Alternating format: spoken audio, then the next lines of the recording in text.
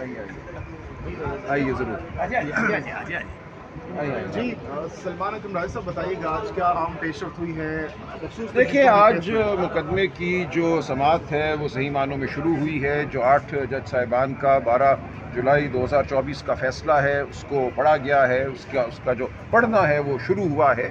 اور دیکھیں فیصلہ تھا کیا. یہ اہم ہے کہ پاکستان کے عوام کو معلوم ہو کہ فیصلہ کیا تھا.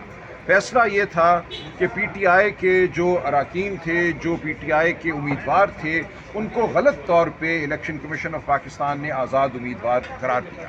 الیکشن کمیشن آف پاکستان نے غلط طور پہ پی ٹی آئی کو بطور جماعت الیکشن میں حصہ لینے سے روکا. جو سپریم کورٹ کا فیصلہ تھا 13 جنوری 2024 کا, وہ صرف اتنا تھا کہ پی ٹی آئی کو ایک سمبل نہیں ملے گا. اس فیصلے کی وجہ سے پی ٹی آئی بطور جماعت تحلیل نہیں ہوئی تھی. پی ٹی آئی کو تمام حقوق حاصل تھے بطور جماعت الیکشن لڑنے کے. اس لیے الیکشن کمیشن کا یہ کہنا کہ پی ٹی آئی بطور جماعت الیکشن نہیں لڑ سکتی, اس کے جو امیدوار ہیں ان کو پی ٹی آئی کا امیدوار تصور نہیں کیا جائے گا, ان کو آزاد امیدوار تصور کیا جائے گا, یہ قطعاً غیر آئینی اور غیر قانونی تھا.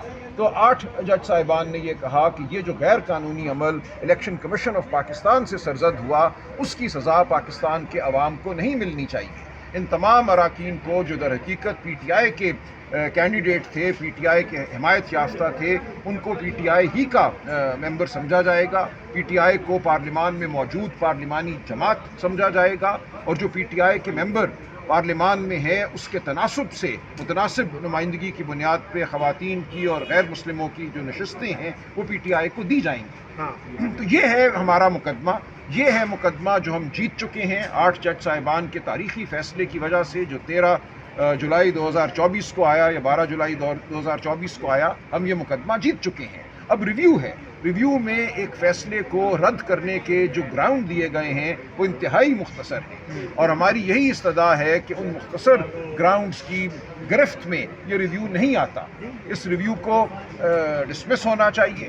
جو 12 جولائی 2024 کا فیصلہ ہے وہ بحال رہنا چاہیے, اور اس فیصلے کے تحت ہمیں 78 مخصوص نشستیں ملتی ہیں قومی اسمبلی اور صوبائی اسمبلیوں میں غیر مسلم اور خواتین کی. وہ نشستیں ہمیں ملنی چاہیے. اچھا سلمان اکرم راضی صاحب, 2 دن پہلے جب آپ اسی عدالت سے سپریم کورٹ آف پاکستان کی بلڈنگ سے باہر آئے تو ہم نے آپ سے سوال کیا, آپ کافی زیادہ نا امید تھے, کافی ڈس اپوائنٹڈ تھے, کافی غصے میں نظر آ رہے تھے. آج گزشتہ سماعت کی نسبت آج آپ تھوڑے سے کانفیڈنٹ بھی ہیں, لگ رہا ہے کہ اعتماد بحال ہوا ہے. آج آپ کی باڈی لینگویج سے لگ رہا ہے کہ کوئی چیزیں آپ کے حق میں بہتر ہو رہی ہیں.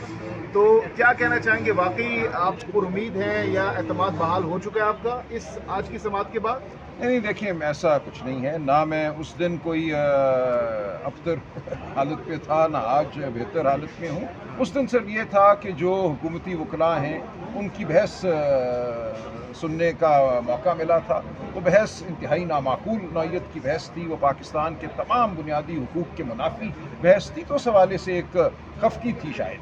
یہ کہنا کہ عدالت کے حوالے سے کوئی نا امیدی تھی یا آج عدالت کے حوالے سے کوئی زیادہ میں پر امید ہوں, دونوں باتیں غلط ہیں. میں اب یہ کہا کرتا ہوں کہ 26ویں آئینی ترمیم کے بعد ہم عدالت کے سامنے اس لیے پیش ہوتے ہیں کہ پیش ہونا ہمارا فرض ہے, ہمیں پیش ہونا ہے. اس کا امید سے کوئی تعلق نہیں ہے. یہی عدالتیں ہیں جو ہمیں میسر ہیں. ہماری جان, مال, زندگی, عزت سب انہی عدالتوں کے ہاتھ میں دے دی گئی ہے 26ویں آئینی ترمیم کے بعد. تو ہم نے انہی عدالتوں کے سامنے پیش ہونا ہے. لیکن بالآخر جو عدالت سب سے بڑی ہمارے لیے ہے زمین پر, وہ عوام کی عدالت ہے.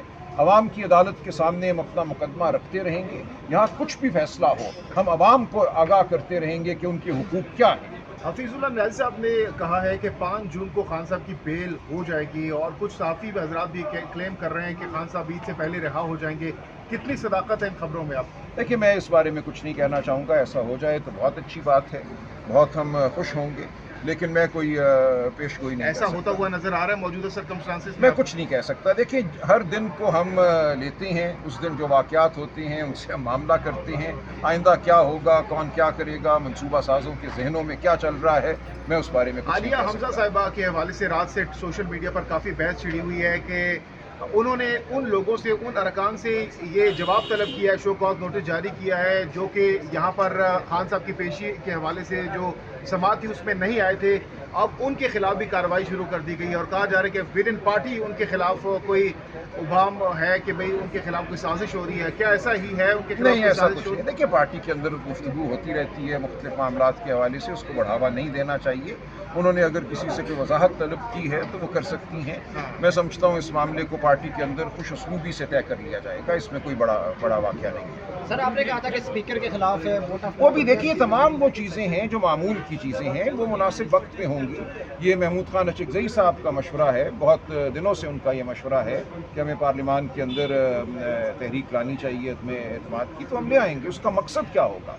मकसद ये होगा कि इस पार्लियामान में जो पार्लिमानी रिवायात के ख़िलाफ़ काम हुआ है पिछले 3 सालों से या पिछले 1 साल से बिलखुसूस, उसकी वजाहत की जाए। पार्लियामान से 8 मेंबर जो हैं अगवा कर लिए जाते हैं और पार्लियामान और उसका स्पीकर खामोश बैठे हैं। ये वो मामलात हैं जिनके हवाले से हमने खामोश नहीं रहना। मारगल्ला की पहाड़ियों पर टेंट लगाने के हवाले से इस वक्त पीटीआई के अंदर ये सोच पाई जा रही है, तो अगर पहाड़ों पर आप लोग बैठ जाएंगे, नहीं, मुझे नहीं पता। नहीं, देखिए, ये चमगोइयाँ होती हैं। जुनैद अकबर खान साहब ने यहीं पर हमसे गुफ्तगू करते हुए कहा, कह रहे थे कि ऐसा है, गौर कर रहे हैं इस पे। देखिए, ऐसी तमाम बातें जो हैं काबिल गौर भी हैं, काबिल अमल भी हैं। मकसद क्या है? हम कहीं पे भी जाके बैठे, तो इससे फ़र्क क्या पड़ेगा? देखिए, पहाड़ों पे आप लोग बैठ जाते हैं। मैं अर्ज़ करता हूँ, देखिए, फ़र्क किस चीज़ से पड़ता है?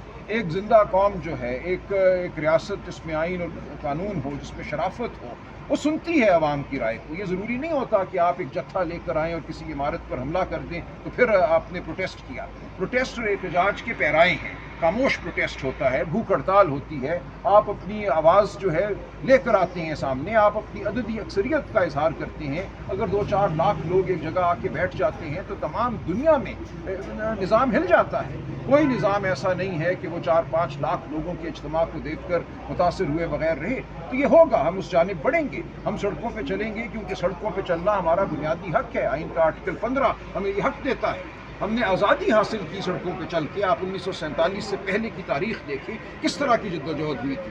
कि हमले नहीं होते थे कि मुसल्ला गिरोह आकर पुलिस स्टेशनों पे या दीगर इमारतों पे हमला नहीं करते थे। पूरी तहरीक आज़ादी एक अखलाकी तहरीक थी। वो एक ऐसी तहरीक थी जहाँ निहत्ते लोग सड़कों पे चल कर आवाज़ बुलंद करते थे, बोलते थे, पत्थर नहीं मारते थे, गोलियां नहीं चलाते थे। तो आवाज़ बुलंद करना, अपने वजूद का एहसास दिलाना, खामोशी से भी अपने अपने हक़ का इसरार करना, तकाजा करना, ये तमाम इंसानी तारीख़ के वो तरीके हैं जो इंसानों ने बार बार इस्तेमाल किए हैं अपनी तहरीक चलाने के लिए, अपने हुकूक मांगने के लिए। अच्छा, साहिबजादा हामिद रज़ा साहब ने अब की बार कहा है कि इस दफ़ा जो तहरीक होगी वो तहरीक अभी आधे रास्ते में होगी, कि पीछे से इस्तीफे भी आ जाएंगे और हमें जो तहरीक है वापस जानी पड़ेगी और हमारे मुतालबात भी पूरे हो जाएंगे।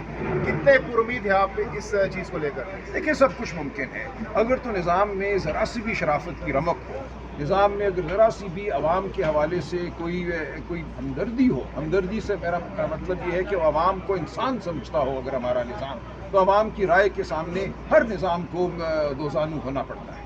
सर, आप मखसूस नशिस्तों के लिए कोशिश कर रहे हैं, लेकिन